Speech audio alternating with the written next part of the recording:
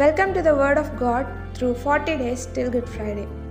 మూడవ రోజున దేవుడు మనందరితో మాట్లాడాలనుకుంటున్న వాక్యం ఏమిటంటే, మనందరికీ పరిచయం ఉన్న వ్యక్తి లూకా సువార్తలో సుమయోను అనే ఒక మనిషి.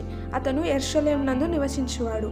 అయితే యేసు ప్రభు బాలుడై ఉండగా అతనిని యెరూషలేము దేవాలయానికి తీసుకుపోయినప్పుడు ఈ సుమయోను అనే వ్యక్తి తన చేతులతో యేసు ప్రభుని ఎత్తుకొని దేవుని స్తుతించుచు ఇట్లా అంటాడనమాట. మనందరికీ స్క్రీన్ మీద కనిపిస్తున్న వాక్యం, నాదా ఇప్పుడు నీ మాట చొప్పున సమాధానముతో నీ దాసుని పోనిచుచున్నావు. అన్యజనులకు నిన్ను బయలుపరచుటకు వెలుగుగాను, నీ ప్రజలైన ఇశ్రాయేలీలకు మహిమగాను, నీవు సకల ప్రజల ఎదుట సిద్ధపరిచిన నీ రక్షణ నేను కన్నులారా చూచి తిని. నిజమే కదా, యేసు ప్రభు ద్వారా మనకి రక్షణ లభిస్తుంది. అన్ని 4 సువార్తలు చదివినాక ఆయన ఎలా బలియాగమయ్యాడో, మన కోసం ఎలా రక్షణ తీసుకొచ్చాడో అనేది మనకు అర్థమవుతుంది. కానీ ఈ యేసు ప్రభు గారు చిన్నగా ఉన్నప్పుడే, బాలుడై ఉండగానే నీ రక్షణను నేను కనులారా చూచి తినని సుమయోన్ గారు ఇక్కడ మనతో చెప్తూ వచ్చినాడు బైబిల్లో. నిజమే కదా, అంత చిన్న వయసులో కూడా యేసు ప్రభు యొక్క మహిమ సకల ప్రజలందరికీ కలిగించే రక్షణని ఆయన కనులారా చూస్తూ వచ్చినాడు అనేసి అక్కడ వాక్యం ద్వారా మనతో మాట్లాడుతున్నాడు.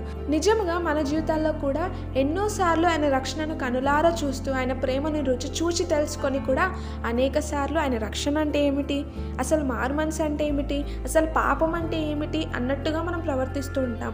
తెలిసి తెలిసి తప్పిపోతూ ఉంటాం, తెలిసి పాపాల్లో పడిపోతూ ఉంటాం. అన్నీ మనకు తెలుసు, నరకం ఉందని తెలుసు, పరలోకం ఉందని తెలుసు, కానీ అయినప్పటికీ పడిపోయే స్థితిలో ఉంటాం. ఈ రోజున దేవుడు మనతో మాట్లాడాలనుకుంటున్నాడు. ఆ సుమయోను గారు, ఆ భక్తిపరుడు, నీతిపరుడు యేసు ప్రభు బాలుడుగా ఉన్నప్పుడే ఆ రక్షణను కనులారా చూస్తూ వచ్చినాడు. మనము కూడా ప్రతి చిన్న విషయాల్లో ఆయన రక్షణను, ఆయన కాపుదలను మనము ఎక్స్పీరియన్స్ చేస్తూ ఉండాలి. ఆయన యొక్క ఆత్మను మనం ఎక్స్పీరియన్స్ చేస్తూ ఉండాలి. ఆయన అడిగినప్పుడు ధారాళముగా దయచేసేవాడు, కానీ మనమే నిర్లక్ష్యం చేస్తూ ఉంటాం. ఆయన ఇచ్చిన ఉచితమైన రక్షణను నిర్లక్ష్యం చేస్తూనే ఉంటాం. ఆయన ఇచ్చే కృపను, ఆయన చూపించే ప్రేమను ఎప్పుడూ చులకనగా చూస్తూ ఉంటాం. ఇది కరెక్ట్ కాదు కదా. ప్రియ యవ్వన సహోదరుడా, ఈ క్షణాన దేవుడు మనతో మాట్లాడుతున్నాడు. ఆయన రక్షణను మనం కనులారా చూడాలి.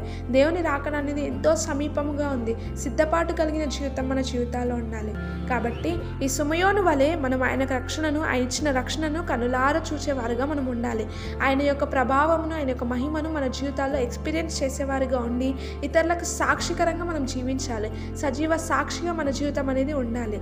కాబట్టి ఆయన ఇచ్చిన రక్షణను మనం కనులారా చూడాలి అని, ఆయన కొరకు ఆసక్తితో కనిపెట్టుకొని ఉండాలని, అటువంటి ఆశ మనలో కలగాలని ప్రార్థిద్దాం.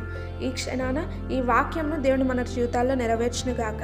ఆయన ఇచ్చిన రక్షణను మనం కనులారా చూచుదుము గాక.